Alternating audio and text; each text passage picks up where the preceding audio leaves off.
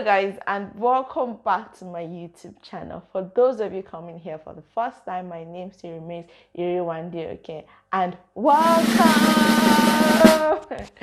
Yes, we like to celebrate new subscribers, and for my old subscribers, thank you for coming back. In today's video, I'll be answering people's questions. Guys, I chose to pause on the series to answer the questions I've gotten so far. Now, I'm answering this question on this video because a lot of people ask the same question. So I probably will just be referring people to this video and they can get the necessary information they are looking for. As usual, the timestamp is going to be in the description box. So if there's any particular question you would like to hear my answer or hear my reply to, you can just go there and click it. I want to put this out there, guys. I get all my answers and all my information I use for my videos from the internet, like open source materials. So like from the university's website, from the home office website. Those are the two major places I get most of my information from. Apart from my personal experiences, every other thing, I always get it from the internet. At times, if I don't know the answer to some things, I will just refer you to a page on the internet where I feel the information is good, or to the home office web page, so you can get more answers or more information that best suits your situation. I will not be reading some of the questions because some of the questions have like personal details, like telling me about their names, where they study and stuff like that. So I won't be reading all the questions. But the first question I have here, about 3 people have asked me this same question, telling me what they've done and everything. So you can just ask me, how do they come to teach in the UK? Now, teaching is a very good option. Coming to teaching in the UK is a very good option because if you're coming through education, once you come do your master's or do your undergraduate degree and you want to teach, you can always do what they call a PGCE. So when you go do the PGCE, you can either do the PGCE through apprenticeship or through a degree. Like there's a university program for it, but I'll probably prefer the apprenticeship process because you would literally be working as you're learning how to teach. I don't know if you get, like, not like working, like you'll be doing it practically. I don't know if they pay or they don't pay. So if you want to know if they will be paying you while you're doing your PGCE apprenticeship, you can always Google it and check, but I don't know if they pay or not. So you can always be learning and working, like getting practical experience that would actually help your CV to look for a job after your apprenticeship in teaching. And one thing with teaching here in the UK is that most schools have sponsorship. So they have tier 2 sponsorship. Now they've changed the tier 2 visa to the skilled worker visa. So most schools will have the skilled worker visa. So they can always give you a certificate of sponsorship for you to apply for a skilled worker visa. Now the good thing about the skilled worker visa is once you're on the skilled worker visa for 5 years, you can apply for leave to remain. Once you hold the leave to remain for 1 year, you can apply for a UK citizenship. So that's how this route works. So coming to teach in the UK is very good. I would advise you shy away from courses like English language because you probably don't understand English like the way a native speaker would in the UK. So I would advise you go for courses like maybe math, biology, chemistry, physics, computer science, all these other STEM subjects, or subjects you feel like there will be shortage of skills. In the description box, I'll put a link to the skill shortage occupation in teaching. So you can just go there and see which one best work for you and apply, and maybe apply for a course or a master's program or a degree in that area. So by the time you're done in the UK, you can transition into working as a teacher, and teaching is quite rewarding. Now guys, I want to correct this notion. Most of us have this jackpot notion. Yes, it's good to jackpot from Nigeria. However, you have to ask yourself, what skills are you bringing? What skills do you have that employees are willing to bet on you to sponsor you? What skills will you have that someone who is already here in the UK, that is a citizen or have a permanent leave to remain, does not have? What is the unique thing you bring to the table? Please don't be a mediocre in your field and be thinking a company will want to sponsor you. No, think about how you can invest in yourself and think about what value you bring to the table, and be realistic with yourself. Don't have little to no skills, or you don't have like a degree as such and you're thinking of coming to the UK.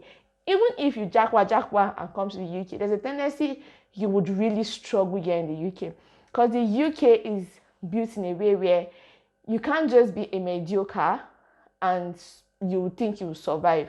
So guys, don't always think jackpot. Think jackpot, and what skills do you bring to the table? I don't like when I get questions of only jackpot, and you're not telling me the skills you have, what you can add to the UK society. That way I'll know how to better advise you or just give you the information you need. So guys, please don't think jackpot. Think, what value do I have that the UK economy will want me?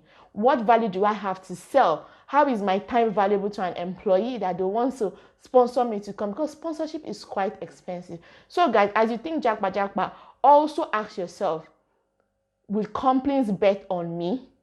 Ask yourself, what skills do I have?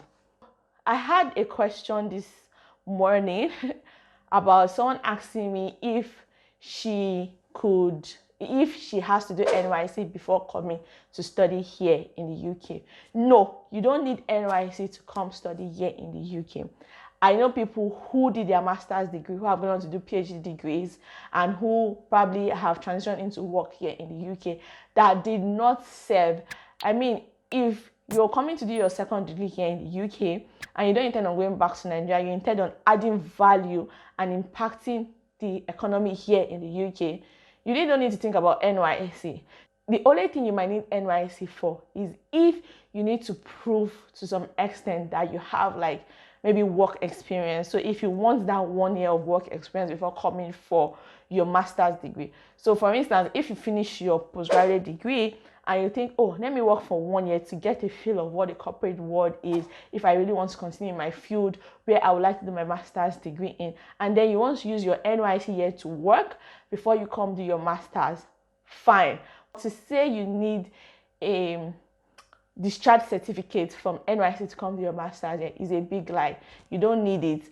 But if you want to work, if you want to do it before coming, it's still fine. But it's not a requirement, neither is it a criteria to come study here in the UK. This person is saying she has studied in the UK before and she has a master's degree. However, she wants to do another master's degree. Like she wants to come here and do another master's degree. So now you can actually do a master's degree in the UK before, go back to Nigeria and come back and do another master's degree. I was in that boat. I had done a master's degree before and I came back to the UK to do a master's degree again. So now what you need to prove to be able to do a master's degree again after you've done a master's degree before is something called academic progression. So if you've done a master's degree before and you want to do a master's degree again, you need to show that there's some sort of academic progression. Maybe the program is higher than your previous program, or is like an in-depth details of your previous program. So more like you need to show that you're specializing. So if you did maybe management, MSc management, and you want to do another master's degree, you can choose to do like maybe an MRS in human resource management.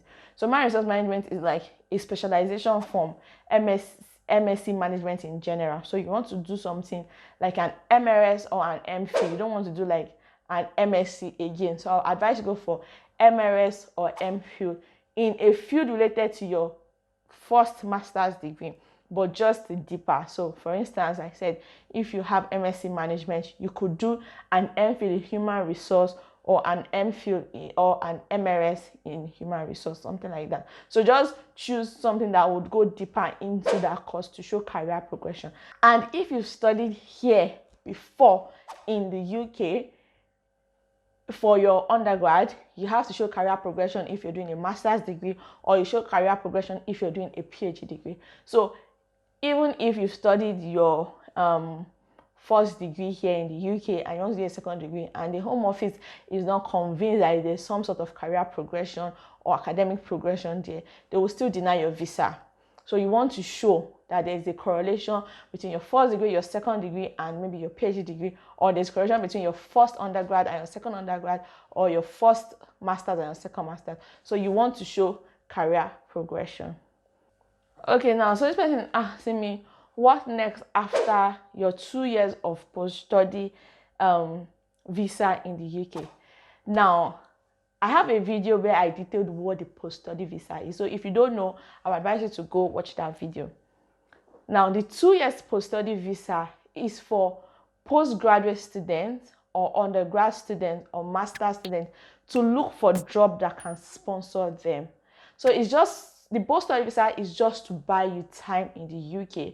So you can get a job that can sponsor you. So you can get a company with a sponsorship license to sponsor you to work for them. It's just to buy you time to apply for job, do interview, do your onboarding, apply for a visa that can allow you work in the UK after you've gotten a company that is willing to sponsor you. The post-study visa is just basically to allow you have enough time after your course of study to look for a job here in the UK. Now, the post-study visa does not count towards your PR in the UK. So it's not counting towards your route, any routes you are on in the UK, whether it's a tier 2 route, aka the skilled worker route, or the study route. It doesn't count. It's just to buy you time to look for a job in the UK. Okay, so this person is asking me, is it easier to get PR in Canada or is it easy in the UK? It's easier to get PR in Canada than in the UK. The UK is not inviting anybody to apply for permanent residence immediately. If you're going through like a genuine route, like being a student, you have to have stayed, I think, 10 years in the UK on a student visa to be able to get a permanent leave to remain or a PR to remain in the UK. Now, if you come through work, you have to stay 5 years to get permanent leave to remain. In Canada, they call it PR. In the UK, they call it permanent leave to remain. Now, if you're on the work route, that's if you're on the skilled worker visa, which was formerly known as a tier 2 visa, you have to have stayed 5 years in the UK before you were given the permanent leave to remain. If you're a student, like I said earlier, you have to have stayed 10 years. If you're on an investment visa, you have to stay 2 or 3 years, depending on how much you've invested into the UK economy. And if you're on a global talent visa, either you're exceptional talent or promised talent. So for promised talent, you have to have stayed 5 years on your promised talent visa. And for exceptional talent, you have to have stayed 3 years on your exceptional talent visa before you get the permanent leave to remain. Now, in Canada, they are inviting people to come and apply from their home country to get permanent residence. So all you have to do is to just apply from Nigeria, and when you apply from Nigeria and you meet all the criteria and you qualify, they will give you permanent leave to remain. UK does not have that kind of system. You have to have stayed a minimum of 3 years, because for all the visas I know, you have to have stayed a minimum of 3 years before you can get permanent leave to remain. With all the visas I've mentioned for UK, you can see that you have to stay nothing less than 3 years in the UK on a legit visa to get permanent leave to remain. Whereas in Canada, you can apply from your home country and then you will get permanent leave to remain, like you will get their PR. I don't know what they call it in Canada because I'm not into Canada's immigration system as such. You have to find out yourself. Maybe I'll look for the link and put it in the description box so you can check what the requirement for Canada is. Now, if you study in Canada as a student, you automatically get post-study work visa, and from your post-study work visa, you can apply for the permanent leave to remain program. You don't even need sponsorship in Canada to apply for visas if you study in Canada. So to me, Canada feels more flexible. Now, between Canada and UK, none of them is easy. Both of them are stressful because both of them have certain criteria you must meet. Again, moving back to, you must be able to add value to any society you're going for you to be able to get permanent leave to remain or for you to be able to get their PR. So you can't be low skilled and be thinking they would pick you like that. It does not work that way. You have to invest in yourself. You have to equip yourself with high skills to be able to go for those programs. Okay, so yeah, that's what I think about Canada and the UK permanent leave to remain and PR. Okay, so this person is asking me that he got admission to study in a UK university, that can he apply with his spouse? Yes, if you're coming to study, but if you're coming to study as an undergrad, you can't come with your spouse, because immigration office is thinking, how come you're already married at your age or something like that. I don't know what the philosophy behind that is, but if you're coming for undergrad here in the undergraduate degree here in the UK, you cannot come with your spouse. But if you're coming for postgraduate, like maybe a master's degree, a PhD degree, MRS, MPhil degree, you can come with your spouse to the UK. And you can always apply together, or you can apply separately for a visa. That's why when you're coming, that's why when you want to apply for a tier 4 visa, you have what they call a dependent visa, where you can come with your wife, you can come with your children, anybody that depends on you. Even if you don't depend on them, as long as they're related to you, they just call them dependent visa, you can come with them. But you have to prove that you guys are married. You have to show some sort of certification, or you have to show proof of your relationship and things like that. So yeah, you can always come with your spouse to study here in the UK. This person is asking me that she has a certain score or a certain GP. Can she come to the UK to do a master's degree with that GP? Yes, you can come and do a master's degree in the UK even if you have a 2-2. Anything less than a 2-2, I'm not sure you can do a master's degree in the UK. But I'm sure you can do a master's in the UK if you have a 2-2, a 2-1, and a first. You can always do a master's degree in the UK. So you don't need to worry if you have a 2-2. There are schools that would accept you with your 2-2. And even if the school you're going for is highly competitive, that they don't have a space for people who graduate with a 2-2, you can always do something they call a pre-masters. Same as those of you who have HND and I don't even know what they call the other one, but yeah, you know what I'm talking about. People who went to poly, you can always do a pre-masters before you start a master's degree. So if you feel you will not qualify, maybe you're going to like top highly ranked competitive schools in the UK, you can always opt to do a pre-masters, then go into your program. Same as those of you who did courses in poly. Now, for those people who went to poly, you cannot do a master's degree even in a low-ranking university here in the UK. You cannot. You have to do a pre-master's if you've gone to poly. If you don't have like a bachelor's degree, you have to do a pre-master's before you do a master's degree. So another question this particular person that I just answered the previous question asked was, can she change from a particular field to another field? Yes, you might have done your first degree in a particular science field, let's say biology, and then you want to do microbiology for your master's degree or something like that. Yeah, you can always change. It's not necessarily you do what you did because you did for your first degree for your second degree. Now, in my previous videos where I talk about documents required to applying for a master's degree in the UK, I spoke about something called the personal statement.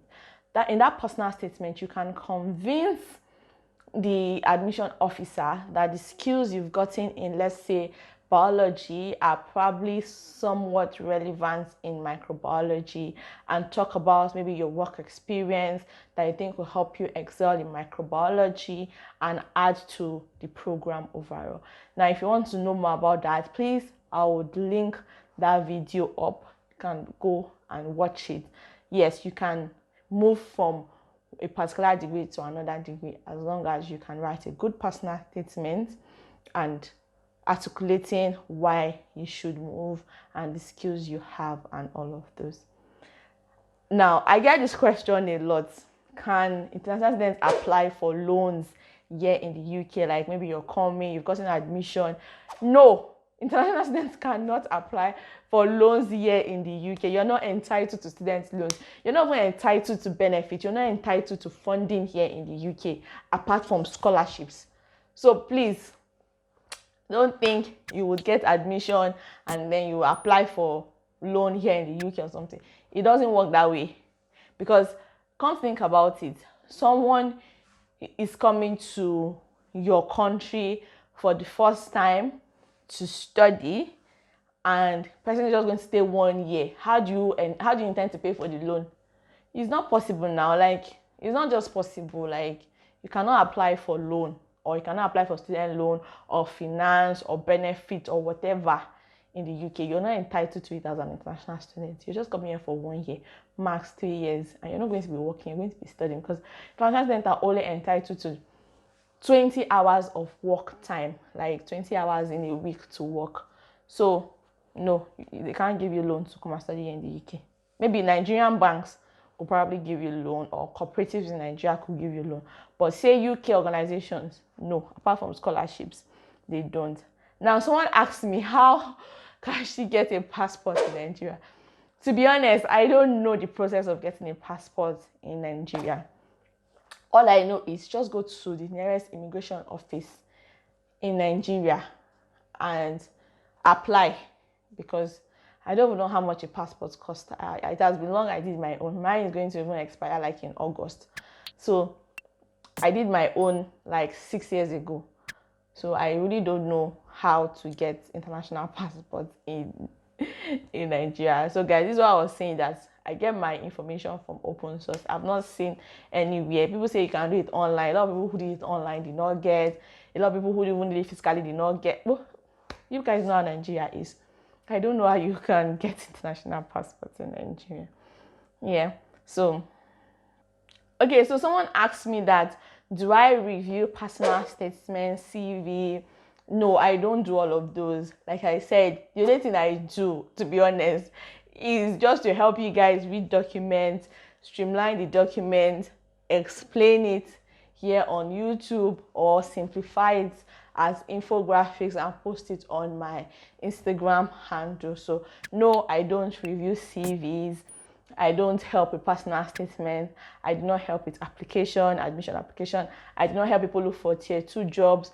I don't do any of those. All I just do is to look for information about studying here in the UK and spread the word. So yes, I don't do all of that. Maybe as time goes on, maybe I get licensed, I can always, but the best I can do is to refer you to open source materials and maybe educational consultant I know that are legit, that can help you. Guys, with this, we've come to the end of today's video. Today's video was just a pause from our series so I can answer everybody's question. However, I've answered these questions privately, but I just want to put this video out there answering these questions again publicly in case anyone has the same question. Like I said, a lot of people in my DMs ask the same questions. So I just recapped it and streamlined it to these questions that were most asked. So in case someone has this question in their minds of come to study or live here in the UK, you can you can always come to the video and watch it and get the information. Like I said, there are timestamps in the video. You can always go back and forth for any information. So guys, please do not forget to like, subscribe, comment, and share. You know, interacting with my videos will help you to push this video out and more people can see it, and it will also help me want to do more, want to go the extra mile to like look for information to post, and it will serve like a source of encouragement. Like I know that yes, people are enjoying this content and it's valuable. So yeah, so please guys, show your support by commenting, liking, sharing, subscribing, tell a friend to tell a friend to tell a friend that one day does YouTube. See you in my next one. Bye.